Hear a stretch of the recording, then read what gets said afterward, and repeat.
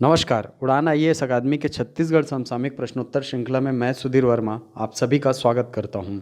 इस श्रृंखला में हमने प्रयास किया है कि छत्तीसगढ़ के सभी समसामयिक घटनाक्रमों को आप तक प्रश्नोत्तर के माध्यम से पहुंचाया जाए, जो कि आपके एग्ज़ाम के पॉइंट ऑफ व्यू से और आपके किसी भी एग्ज़ाम की तैयारी के दृष्टिकोण से अत्यंत महत्वपूर्ण साबित होंगे। तो आज का प्रश्नोत्तर प्रारंभ करने के पहले आपको बता दें कि कोरोना काल को ध्यान में रखकर उड़ान आईएएस अकादमी आपके लिए लेकर आए हैं CGPSC pre online test series, जो कि आपके किसी भी परीक्षा की तैयारी को निरंतरता प्रदान करते हैं। इस टेस्ट सीरीज़ के अंतर्गत आपको मिलते हैं न्यूनतम शुल्क में कुल 51 टेस्ट और प्रत्येक टेस्ट के प्रत्येक प्रश्न का विषय विशेषज्ञों के द्वारा वीडियो एनालिसिस। साथ ही छात्र हित को ध्यान में रखकर उड़ान आईएएस अकादमी आपके लिए लेकर आया है कुछ विशिष्ट पुस्तकें, जो कि आपके सभी परीक्षाओं के लिए समान रूप से उपयोगी हैं।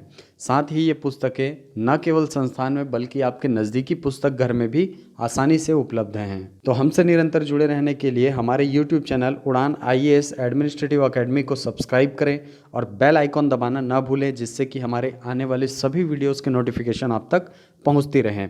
साथ ही सभी परीक्षाओं की तैयारी को निरंतर बनाए रखने के लिए तथा ऑनलाइन सभी की वीडियोस प्राप्त करने के लिए आप गूगल प्ले स्टोर से हमारा एप्लीकेशन उड़ान आईएएस अकेडमी डाउनलोड करें। चलिए, तो हमारा पहला प्रश्न है, ट्राइब फूड पार्क के विषय में सही कथन का चयन करें। पहला बिंदु है, यह सरगुजा में निर्मित किया जाएगा। हाँ, ये सही है। ये जो ट्राइब फूड पार्क है उसके निर्माण को कहाँ पर मंजूरी दी गई है? सरगुजा में। याद रखेंगे इसको डायरेक्ट भी पूछ सकता है कि ट्राइब फूड पार्क के निर्माण को किस स्थान पर मंजूरी दी गई है या कहाँ पर यह प्रस्तावित है, तो सरगुजा में प्रस्तावित है। दूसरा बिंदु है, इसका निर्माण वन धन योजना के अंतर्गत किया जाएगा। हाँ, ये जो ट्राइब फूड पार्क है इसका निर्माण किसके द्वारा किया जाएगा? वन धन योजना के अंतर्गत किया जाएगा, क्योंकि वन धन योजना जो है वो वनों में रहने वाले आदिवासियों के हित में चलाई जा रही योजना है, जो कि उनके आर्थिक उत्थान के लिए संचालित की जा रही है। तो ये ऑप्शन भी आपका क्या है? सही है। तीसरा बिंदु है, इस इकाई को स्थापित करने का एक लक्ष्य वनोपज संग्रहण एवं प्रसंस्करण भी है। हाँ, ये कथन भी सही है, क्योंकि हमारे यहाँ जो अधिकांश आदिवासी क्षेत्र है वहाँ के निवासी जो हैं वो वनोपज संग्रहण पर ही निर्भर करते हैं। तो उनके वनोपज की सही मूल्य में खरीदी करना और उस वनोपजों को प्रसंस्करित करना, तो इन प्रसंस्करण केंद्रों के द्वारा भी उनको क्या प्रदान किया जाएगा? रोजगार प्रदान किया जाएगा। अर्थात उनके आर्थिक हितों को बढ़ावा देने के लिए ये जो ट्राइब फूड पार्क है इसकी स्थापना की जा रही है। तो आपका ऑप्शन हो जाएगा ऑप्शन नंबर डी, सभी कथन सत्य हैं। आपका आंसर हो जाएगा ऑप्शन नंबर डी। चलते हैं अगले प्रश्न की तरफ। तो हमारा अगला प्रश्न है, मुख्यमंत्री बाल भविष्य योजना संचालित की जा रही है। आपको पूछ रहा है कि किस विभाग के द्वारा संचालित की जा रही है। आपके पास ऑप्शन में है आदिम जाति कल्याण विभाग द्वारा, महिला एवं बाल विकास विभाग द्वारा, स्वास्थ्य विभाग द्वारा या कृषि विभाग द्वारा। तो आपको बता दें कि ये जो मुख्यमंत्री बाल भविष्य योजना है इसका संचालन हो रहा है आदिम जाति कल्याण विभाग के द्वारा।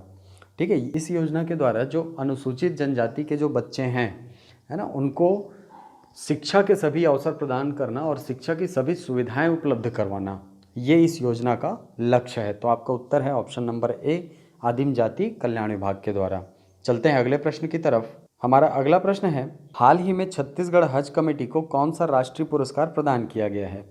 तो आपको बता दें कि हाल ही में ये जो छत्तीसगढ़ हज कमेटी है इसको स्कॉच फाउंडेशन के द्वारा सिल्वर स्कॉच पुरस्कार दिया गया है। और ये इसलिए दिया गया है क्योंकि छत्तीसगढ़ सरकार ने पिछले एक साल में जो मुस्लिम धर्मावलंबी हैं उनके हज यात्रा की बहुत अच्छी सुविधा प्रदान की है उनके लिए। तो इसके लिए उन्होंने सिल्वर स्कॉच पुरस्कार जो है वो छत्तीसगढ़ हज कमेटी को प्रदान किया है। चलते हैं अगले प्रश्न की तरफ। तो हमारा अगला प्रश्न है, दलहन उत्पादन में राज्य को आत्मनिर्भर बनाने के लिए राज्य शासन द्वारा दलहन क्षेत्र विस्तार हेतु कितने जिलों में विशेष अभियान चलाया जा रहा है? तो आपको बता दें कि राज्य सरकार के कृषि विभाग ने हाल ही में कुल 10 ऐसे जिलों का चयन किया है जहां पर दलहन उत्पादन की बहुत अधिक संभावनाएं हैं। अर्थात वहाँ की मिट्टी और वहाँ की जलवायु, वहाँ पर पानी की उपलब्धता, इन सभी बिंदुओं को ध्यान में रखकर कृषि विभाग ने कुल 10 ऐसे जिलों का चयन किया है जो कि सर्वोत्तम स्थिति प्रदान करते हैं दलहन उत्पादन के लिए। और इन 10 जिलों में विशेष अभियान चलाया जा रहा है, जिससे कि आने वाले समय में हमारा राज्य जो है वो दलहन उत्पादन के क्षेत्र में आत्मनिर्भर बन सके। ठीक है, चलते हैं अगले प्रश्न की तरफ। हमारा अगला प्रश्न है, हाल ही में बाढ़ग्रस्त क्षेत्रों में संवेदना अभियान चलाया गया है। ये भी पूछ रहे हैं कि किस विभाग के द्वारा चलाया गया है, राजस्व विभाग द्वारा, महिला एवं बाल विकास विभाग द्वारा, आंगनबाड़ी केंद्रों द्वारा या पुलिस प्रशासन द्वारा। तो आपको बता दें कि ये जो संवेदना अभियान है वो चलाया जा रहा है रायगढ़ के पुलिस प्रशासन के द्वारा। देखिए, आपको पता होगा कि हाल ही में 4-5 दिन तक खूब बारिश हुई थी। इस बारिश के दौरान जो डुबान क्षेत्र में आने वाले जो गांव थे, वहाँ पर लोगों का जीवन जो था वो अस्त व्यस्त हो गया था। तो उस जीवन को पुनः पटरी पर लाने के लिए जो रायगढ़ पुलिस प्रशासन है, इसने ये संवेदना अभियान प्रारंभ किया है। तो आपका उत्तर हो जाएगा ऑप्शन नंबर डी, पुलिस प्रशासन द्वारा। और इसमें यह भी इम्पॉर्टेंट है कि ये किस जिले में चलाया गया, तो ये रायगढ़ जिले में चलाया गया है। क्लियर, चलते हैं अगले प्रश्न की तरफ। चलिए, हमारा अगला प्रश्न है, हाल ही में सुकमा की महिला स्व सहायता समूहों को स्वावलंबन के अवसर प्रदान करने हेतु प्रारंभ किए गए हाट का नाम क्या है। ये पूछना चाहता है कि हाल ही में जो महिला स्व सहायता समूहों के सशक्तिकरण के लिए जो मार्केट स्थापित किया गया है सुकमा में, उस मार्केट का नाम क्या है। तो आपको बता दें कि उस मार्केट का नाम क्या है, शबरी मार्ट। और शबरी मार्ट स्थापित करने का लक्ष्य क्या है, स्व सहायता समूहों को सशक्त करके उस स्व सहायता समूह से जुड़े हुए महिलाओं को सशक्त बनाना, जिससे कि उनकी आर्थिक प्रगति हो सके और क्षेत्र का विकास हो सके। तो आपका उत्तर हो जाएगा ऑप्शन नंबर बी। चलते हैं अगले प्रश्न की तरफ। तो हमारा अगला प्रश्न है, सुपोषण अभियान प्रारंभ किया गया। ऑप्शन है कुपोषण मुक्ति के लिए, महिलाओं को एनीमिया से मुक्त करने के लिए, उपरोक्त दोनों, या आंगनबाड़ियों के पुनर्गठन के लिए। तो आपको बता दें कि ये जो सुपोषण अभियान है ये कब चालू हुआ, 2 अक्टूबर 2019 को। और इसके लक्ष्यों में ही शामिल क्या था, बच्चों को कुपोषण से और महिलाओं को एनीमिया से मुक्त करना। क्योंकि उसी समय डेटा जो जारी हुआ था उसमें बताया गया कि हमारे यहाँ कुल 47% जो महिलाएं हैं वो एनीमिया से ग्रसित हैं। तो इस लिहाज से भी ये सुपोषण अभियान जो है वो अत्यंत महत्वपूर्ण हो जाता है। स्वास्थ्य विभाग के द्वारा चलाई जा रही सबसे बड़ी योजनाओं में ये भी शामिल है। क्लियर, तो आपका उत्तर हो जाएगा ऑप्शन नंबर सी, उपरोक्त दोनों। ये जो सुपोषण अभियान है वो कुपोषण से मुक्ति के लिए और एनीमिया से मुक्ति के लिए, दोनों के लिए चलाई जा रही है। चलते हैं अगले प्रश्न की तरफ। हमारा अगला प्रश्न है, 1 सितंबर 2020 की स्थिति में छत्तीसगढ़ में मनरेगा जॉब कार्ड धारियों की कुल संख्या कितनी है। तो आपको बता दें कि हाल ही में जो 10वां संस्करण है ना लोकवाणी का आकाशवाणी में प्रसारित हुआ था, उसके अंतर्गत भूपेश बघेल जी ने इस डेटा के बारे में उल्लेख किया था कि राज्य में मनरेगा जॉब कार्ड धारियों की कुल संख्या कितनी हो गई है, 39,79,000, 39,79,000। क्लियर, तो आपका आंसर हो जाएगा ऑप्शन नंबर ए। चलते हैं अगले प्रश्न की तरफ। तो हमारा अगला प्रश्न है, लॉकडाउन के दौरान छत्तीसगढ़ लौटने वाले मजदूरों के लिए कुल कितने मनरेगा जॉब कार्ड बनाए गए।